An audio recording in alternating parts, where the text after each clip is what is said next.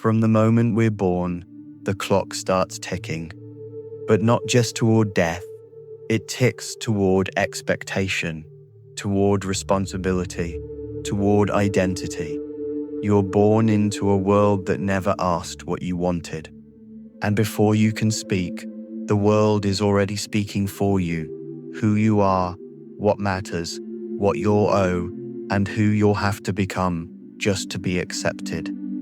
We talk about freedom like it's a right, but most people don't feel free, not really, not on the inside. You're told you can be anything, but also told not to disappoint anyone. You're told to chase your dreams, but only if they pay the bills. You're told to love yourself, but also to fix everything they say is wrong with you. By the time you're old enough to ask who you are, you've already been shaped by 100 silent rules no one ever explained. Smile more. Don't be difficult. Don't talk about what hurts. Make it look like you're okay. And the worst part? You blame yourself for not feeling free. You think it's your mindset, your fault, your weakness. But what if the truth is this? Life itself is what binds you. Just being here comes with chains. You didn't choose to be born, but now that you're here, you're expected to participate. Pay the rent, follow the laws, play your role, smile, conform. And if you step outside that, you're punished, judged, shamed. You can't disappear. You can't rest for too long. You can't just exist. There's always something you should be doing, something you should be proving, some version of yourself you're supposed to be maintaining. And beneath it all, this quiet, constant feeling that you're not allowed to stop, not until you die. We dress it up nicely, freedom. We say you're free if you can vote, free if you can speak, free if you can choose your career or post your thoughts online. But inside, most people are prisoners to their own survival, chained to debt, family expectations, mental illness, cultural shame, the fear of being seen as a failure. We don't talk about that version of imprisonment because it doesn't come with bars, but it's real, and no matter how far you run, you carry it with you. You smile in public, you fall apart in private, and you wonder why freedom feels so far away. That's why for some, death isn't the horror, it's the freedom. Not because they want to suffer, but because they want peace.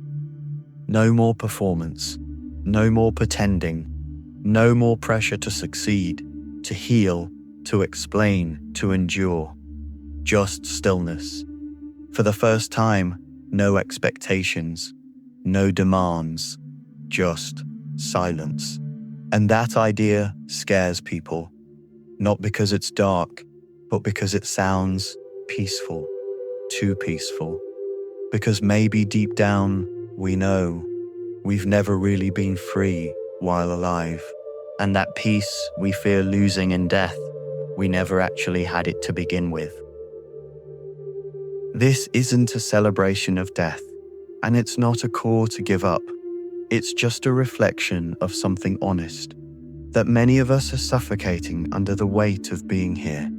That sometimes it's not sadness or weakness, it's the pressure of always having to hold it together, to show up, to smile, to function, to explain your existence every day to a world that never asked if you wanted to be part of it.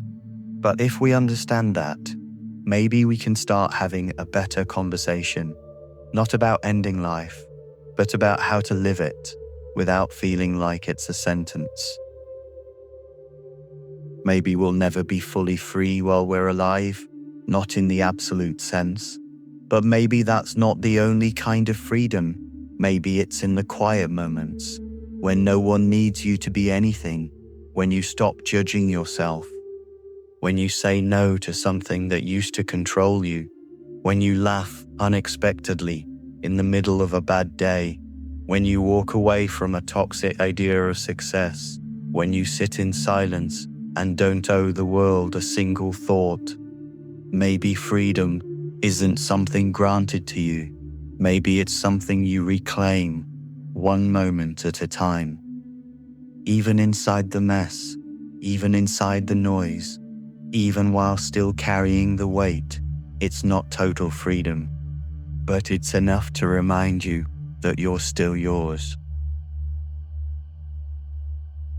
So maybe freedom only comes after death, but maybe that truth isn't meant to scare us. Maybe it's meant to remind us that life is heavy for a reason, and we're not weak for feeling tired. Maybe the goal isn't to feel free every day. Maybe the goal is just to notice the moments where you do, and protect them with everything you've got. Because sometimes the most radical thing you can do in a world full of pressure is to sit still, do nothing, and be at peace while you're still alive.